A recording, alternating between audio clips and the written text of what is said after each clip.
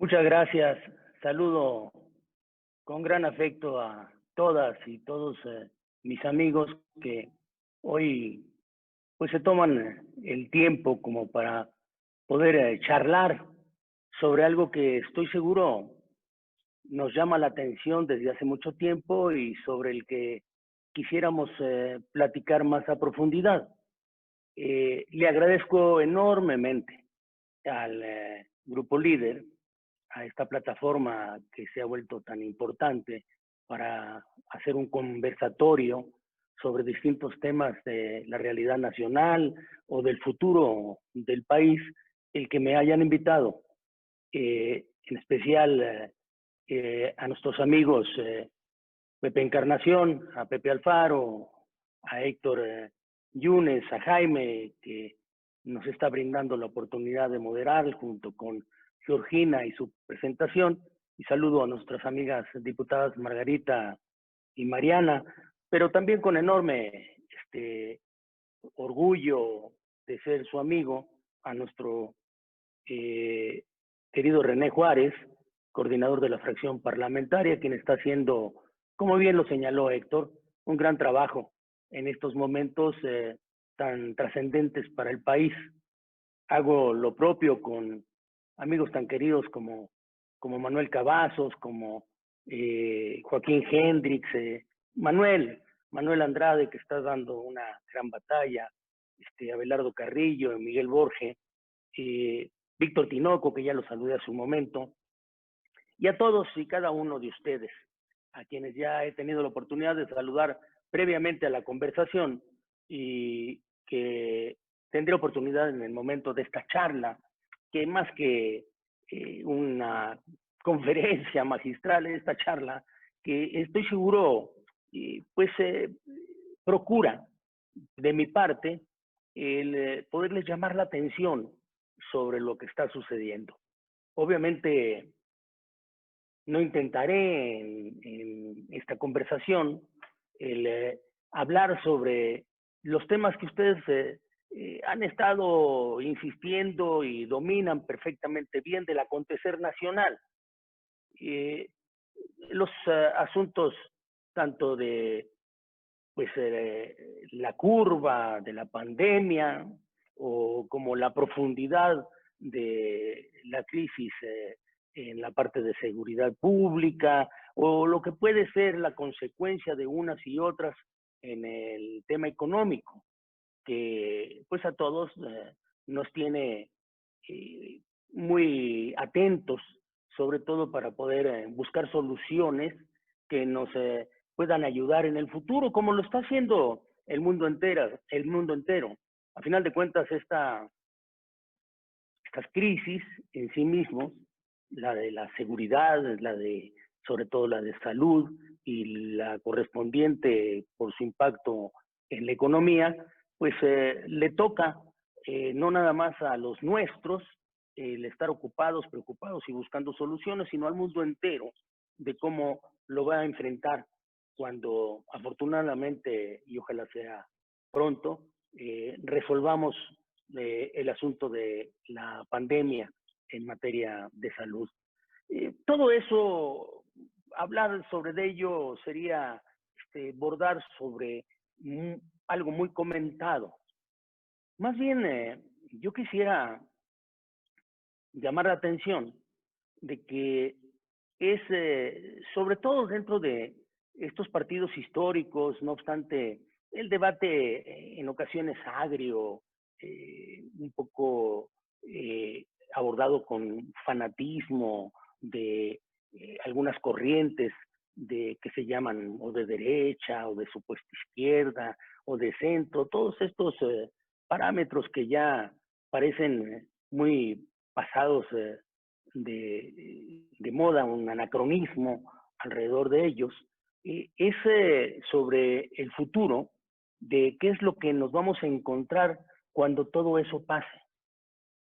Y yo quisiera recuperar en buena parte las conversaciones que hemos tenido en algunas otras ocasiones de manera amistosa, coloquial o en distintos foros, en donde hemos sostenido de cómo ir modelando nuestra nueva gobernabilidad ante la circunstancia en la que nos encontramos. No es un tema de hoy, es un tema de hace ya varios años, como bien lo señalaba Pepe Alfaro. ¿Y por qué desde hace años? Pues porque desde los finales del siglo XX vimos que este sistema político, el nuestro, el sistema presidencial que asumimos desde hace ya muchas décadas, estaba mostrando ciertos puntos de agotamiento y por lo cual deberíamos de buscar que lo acompañaran nuevas instituciones que permitieran una mayor funcionalidad y éxito en cada una de las administraciones. Aquel presidencialismo que de una u otra manera funcionó a las mitades del siglo XX y el resto, las 3 décadas posteriores a los 50, o sea, de los 50 a los 80, al mostrar el signo de agotamiento sobre una persona única en el poder, empezó a llamar la atención a muchos de los politólogos, analistas, ideólogos, de cómo lo podíamos acompañar, si es que no lo podíamos cambiar, para que fuera mucho más funcional. Me recuerda perfectamente bien que esta es pues la historia de muchos pueblos. Hoy es 4 de julio, es el día en el que celebran la independencia en los Estados Unidos, y recuerdan en los Estados Unidos, y creo que por ahí hay también alguna serie que está hablando sobre uno de sus próceres, que es George Washington, y que señalan en una síntesis, pudo ser rey, pero prefirió ser presidente. En verdad que en esos tiempos, pues no había muchas opciones sobre sistemas políticos que pudieran abordar las gobernabilidades de esos pueblos nacientes que venían en América. Tendríamos que acudir o recurrir a buena parte de nuestra historia universal para ver cómo se fueron desenvolviendo los regímenes políticos en el mundo. Pero más cercano a nosotros, y no hace más que escasos días, conversaba con unos buenos amigos que uno de los héroes más importantes de nuestra independencia también fue Agustín de Iturbide. Y creo que en lo personal, siguiendo su historia, fue el gran guerrero de la independencia, el gran general, el hombre que ganó batallas de la mayor importancia para lograr el propósito de la independencia de México. No se le recuerda quizá tanto como eso, sino más bien por la defenestración que tuvo, por una decisión que quizá fue abordada por recomendación de amigos y otros no tan amigos, de en lugar de optar por un sistema de gobierno democrático y quizá abordándolo al mismo estilo de los Estados Unidos, presidencial, escuchó algunas voces, no sin resistencias por parte de Agustín de Iturbide, y está en la historia, de que se estableciera en México después de la independencia una monarquía, pero una monarquía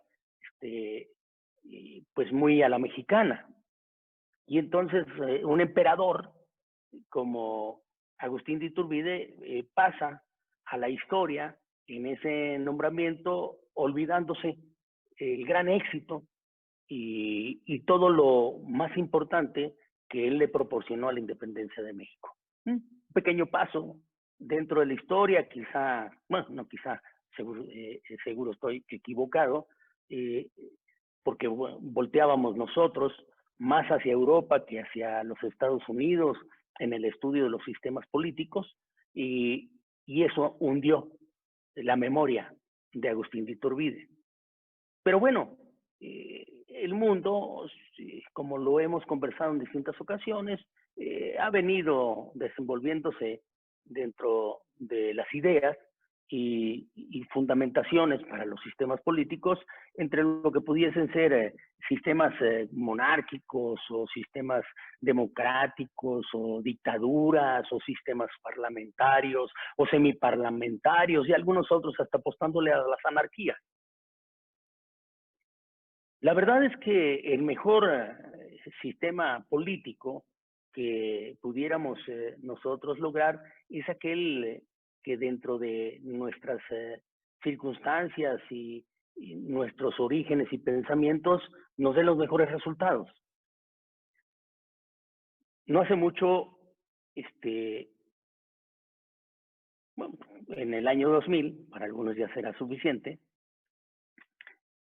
tuve la oportunidad de visitar en La Habana a Fidel Castro todavía con vida. Acompañé a un buen amigo, a don Fernando Gutiérrez Barrios, que era amigo de la Revolución Cubana. Y en una conversación de esas que se prolongaban hasta horas de la madrugada, Fidel Castro con el grupo de los excomandantes que todavía estaban con vida en la mesa, en donde era un anfitrión de la misma cena, hizo una confesión, pero que ya la había grabado para CNN en una larga entrevista. Y dijo algo así: debo de confesar que es cierto que en los años 60, en los 70 y un poquito adicionalmente, Cuba financió la guerrilla en Latinoamérica. Una expresión que a mí me llamó mucho la atención, su confesión, que no era nada más a la mesa, sino a la televisión norteamericana. Dijo, pero tengo que hacer un comentario para ver el momento en el que eso sucedía. Cuba financiaba la guerrilla en Latinoamérica porque los Estados Unidos, en buena parte, eso era el pensamiento de Fidel, financiaban las dictaduras en América Latina. Interesante la reflexión cuando uno veía que en esas décadas en las cuales había guerrilla en México, la recordarán muy bien nuestros amigos, sobre todo René en Guerrero y todo lo que se vivía aquí en la Ciudad de México. En algunos países de Latinoamérica, como lo fue Brasil, como Argentina, como Chile, como se vivía en Guatemala, se vivía en Nicaragua y en otros lugares más, pues estaban muy a gusto con algunos personajes que se habían entronizado en Uruguay, que es un país eminentemente democrático, se habían entronizado a través de golpes de Estado legitimados. Pero eran aquellas épocas. Hay que verlo en el contexto que esto sucedía. Fidel Castro continuaba, pero jamás financié la guerrilla en México, en donde, aun cuando había un sistema democrático imperfecto en un presidencialismo que existe todavía, se procuraba, no obstante la Guerra Fría que había en aquellas épocas entre los Estados Unidos y la Unión de Repúblicas Socialistas y Soviéticas y chinas, guardar cierta imparcialidad y había puentes de comunicación. Bueno, ahí estaban dos sistemas funcionando, en un lado las dictaduras, en otros lados un presidencialismo como el nuestro, o los Estados Unidos o en Europa tenían también esos ajustes que venían de presidencialismos o sistemas parlamentarios. Me recuerda también una conversación que tuvimos en el año 2008 con Felipe González, cuando desde el Senado traíamos la búsqueda de una ley, imagínense ustedes, y la logramos, para hacer una reforma política. Mucha gente se preguntaba, ¿y para qué quieren una ley para hacer una reforma política? Me parece un exceso. Bueno, lo que buscábamos era construir un puente de comunicación después de que el 2006 se había roto por completo el mismo en una elección sumamente competida, como la que sucedió en ese momento, en donde el margen de diferencia que existía entre el primero y el segundo lugar era menor a un punto. Y donde la solución la tuvo que dar el tribunal electoral diciendo quién había sido el triunfador, con la inconformidad obviamente del otro. Buscábamos entonces qué hacer para crecer, cómo podíamos reanudar el diálogo y pensamos desde ahí que una ley para la reforma política podía ayudarnos en mucho a que eso sucediera. Y la verdad lo hicimos y empezamos a caminar otra vez. Empezamos a caminar después de una gran ruptura como la que hubo en ese 2006, que estuvo a punto de llevarnos a un caos el 1 de diciembre de ese año, cuando no pudiese haber tomado posesión con todas las formas el presidente en turno, lo cual nos hubiese llevado a una anarquía, porque no había métodos y fórmulas democráticos como para poderlo atender. Esa era la verdad. Pero platicando con Felipe González Reanudo, perdónenme por la pues esta libertad que me he tomado de platicarles dos anécdotas. Yo le decía, junto con otros amigos senadores, a ver, presidente Felipe González, platíquenos cómo funciona en su país una monarquía democrática, que en sí mismo pues parece que riñe una con la otra. Y él, sonriendo, ustedes lo conocen, es un tipo muy inteligente, por algo duró tantos años como presidente de España, me dijo, mira, senador, es cierto, es difícil explicarte cómo funciona. No se tomó mucho tiempo para decirme, fíjate que Franco, en su momento, el dictador, después pensó en un rey y el rey le dio una serie de facultades que después el rey acompañó con Adolfo Suárez, que fue un magnífico operador en la ruta de establecer nuevamente la democracia en España. Todo esto que yo me tomé un poquito más de tiempo en hacerlo, él dijo, quizá no te lo puedo explicar completamente, pero te voy a decir algo. Funciona. Me llamó mucho la atención el pragmatismo, porque es un hombre profundo, pero también el pragmatismo que acompañó a Felipe González para decirme, quizá es difícil explicártelo, pero te quiero decir que funciona. Búsquense algo que funcione con ustedes. Si ya no les funciona el presidencialismo tradicional, busquen cómo lo acompañan, con figuras legislativas, con leyes, con cambios constitucionales que permitan establecer lo que todos queremos, gobernabilidad. Y esa es la gobernabilidad cuando acompaña a un régimen político o cuando cambia un régimen político. Un régimen político no cambia simplemente por su enunciado. El enunciado de decir cambio de régimen. ¿Por qué? Porque hubo una elección donde ganó alguien distinto al que venía anteriormente. Eso no es un cambio de régimen.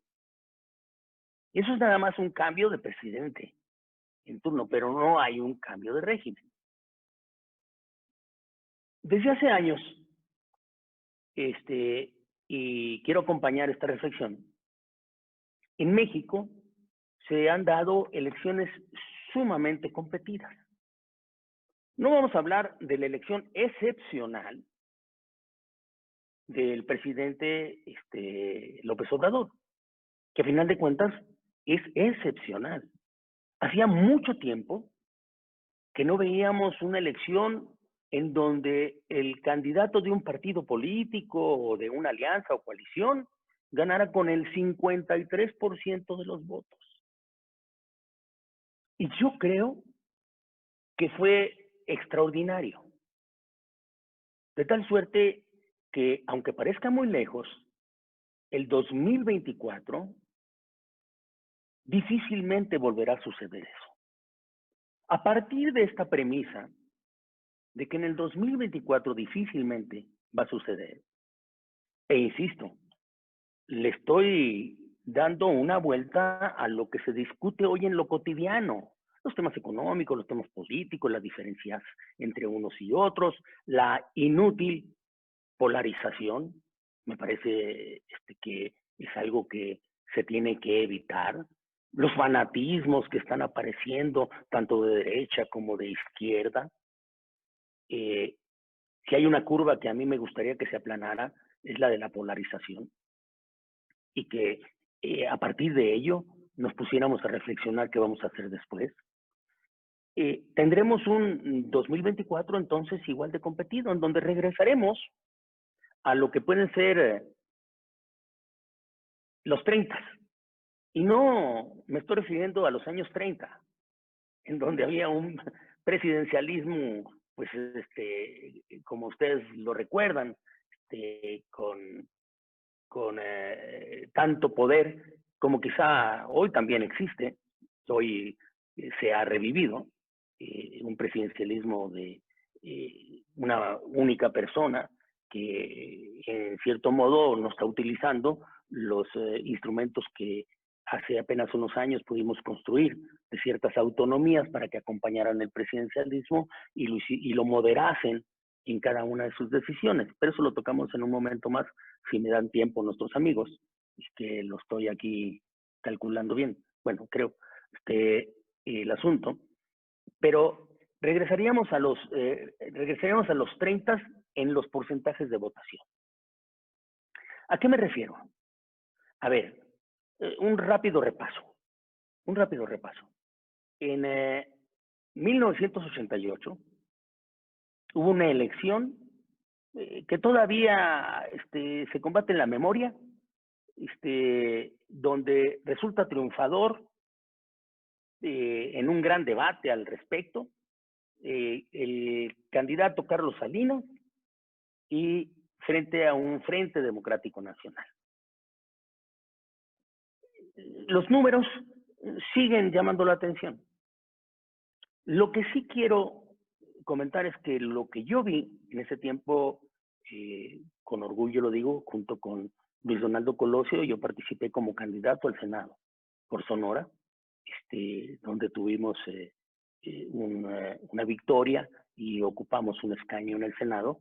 Vimos una polarización que se estaba dando muy peligrosa en el país. Pero los resultados ya apuntaban a que no se seguían dando porcentajes de votación como los que en algún momento tuvo el presidente o el candidato José López Portillo, que fueron de 90% a su favor.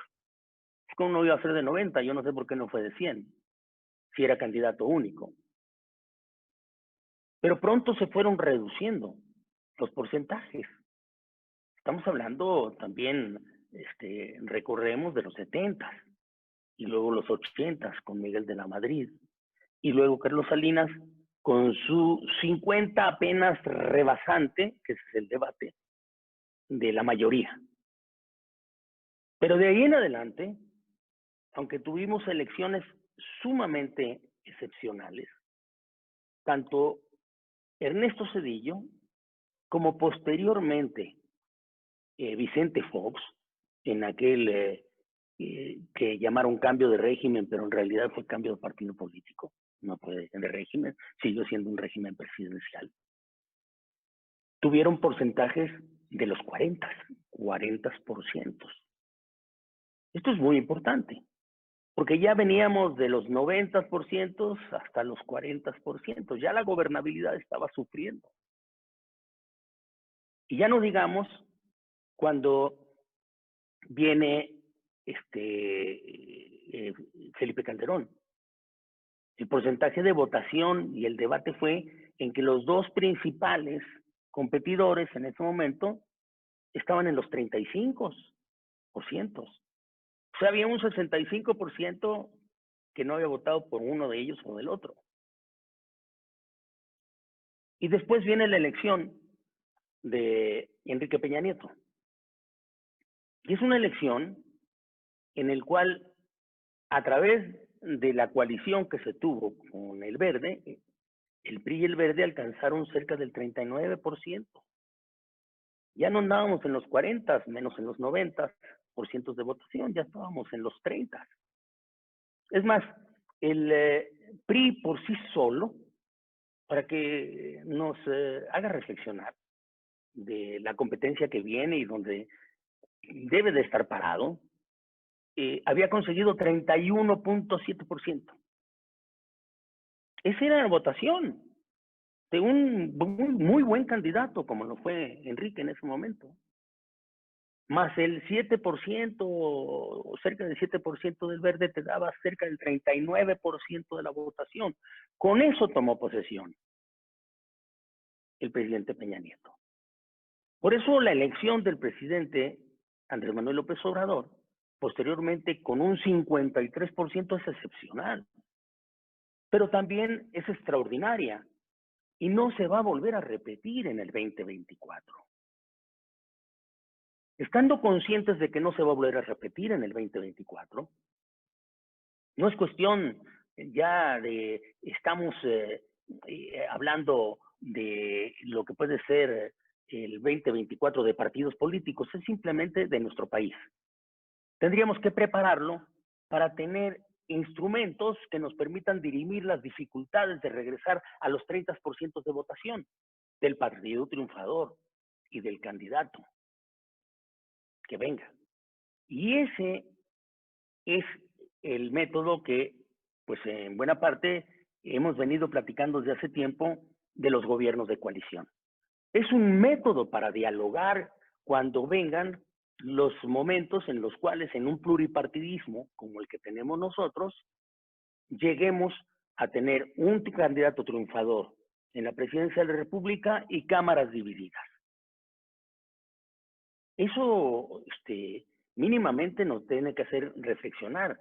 Los ajustes los tenemos que hacer hoy con un Congreso que acepte una discusión de esta naturaleza, que no crea que esto se ganó y se ganó de una vez y para siempre, como son las victorias o las derrotas.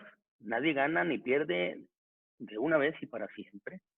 Y entonces trabajar sobre lo que ya está en la Constitución y que logramos introducir hace algunos años, siendo ya diputado, y acabo de saludar a varios de mis amigas y amigos que nos acompañamos en ese momento, de introducir en la Constitución, en el artículo 89, los gobiernos de coalición.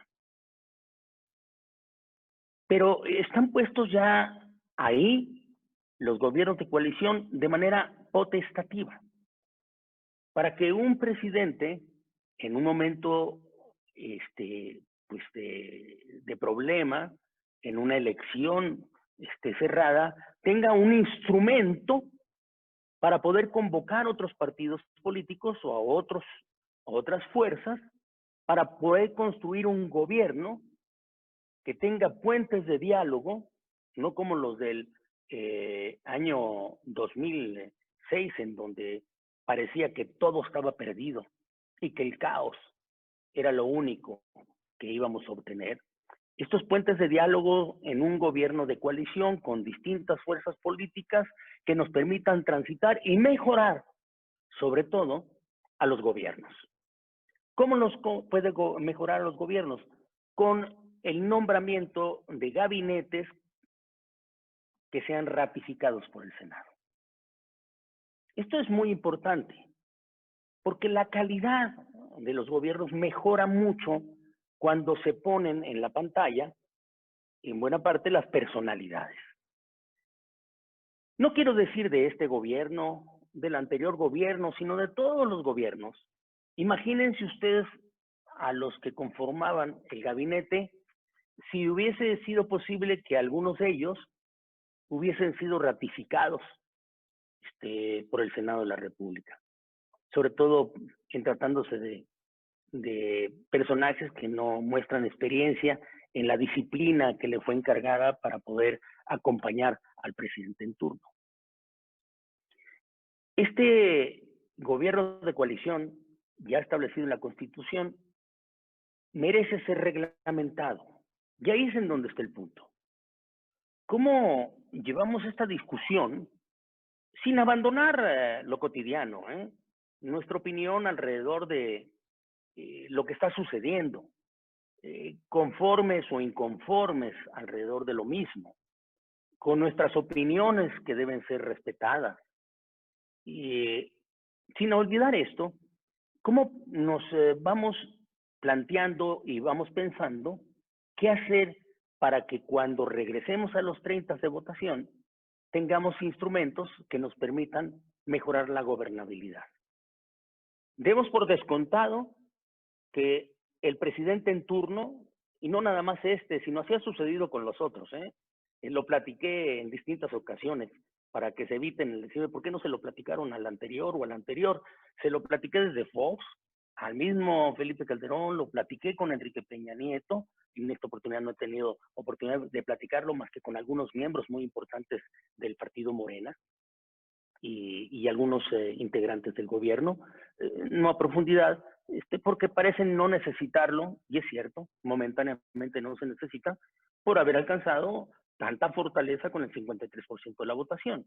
Pero lo platiqué con todos ellos, pero cuando están ya electos, ya no es tan fácil dialogar con ellos de estas cosas. El candado de seguridad, para platicarlo con el gobierno en turno, es decirle, no aplica en este gobierno.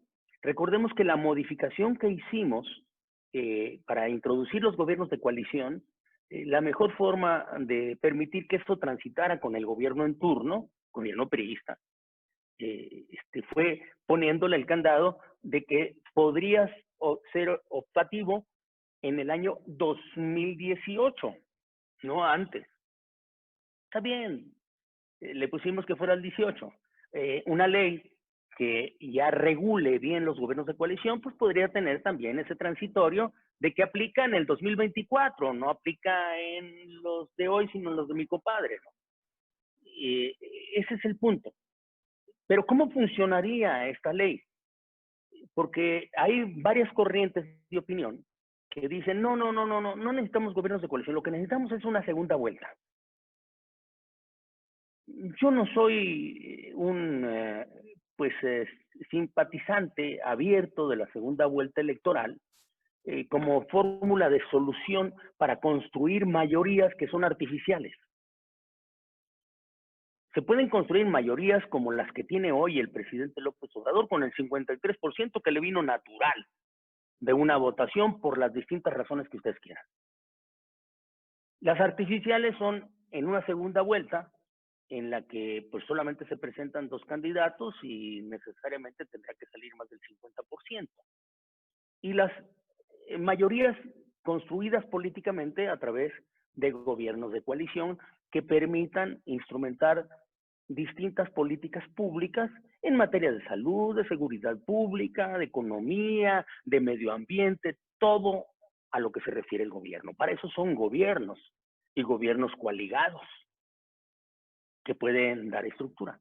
Entonces la ley o la propuesta de una ley es una iniciativa de ley, existe la iniciativa de ley, hemos platicado con distintos intelectuales y académicos, estudiosos de la materia, uno de los más importantes es nuestro amigo Diego Valadez, que hasta obra escrita tiene al respecto, y hemos coincidido de que debería de normarse en buena parte lo que son lo potestativo o lo obligatorio.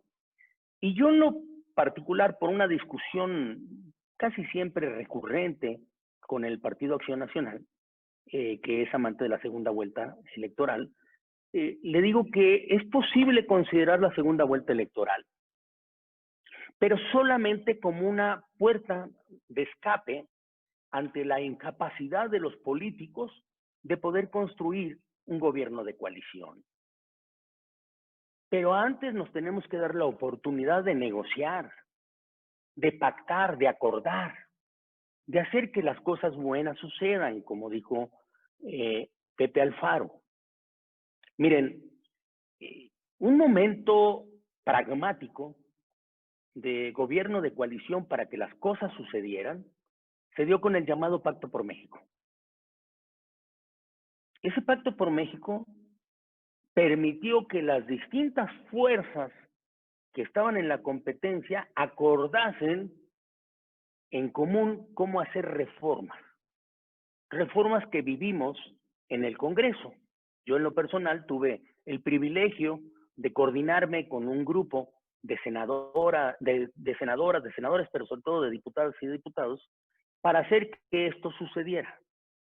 Pero fue un esfuerzo muy pragmático.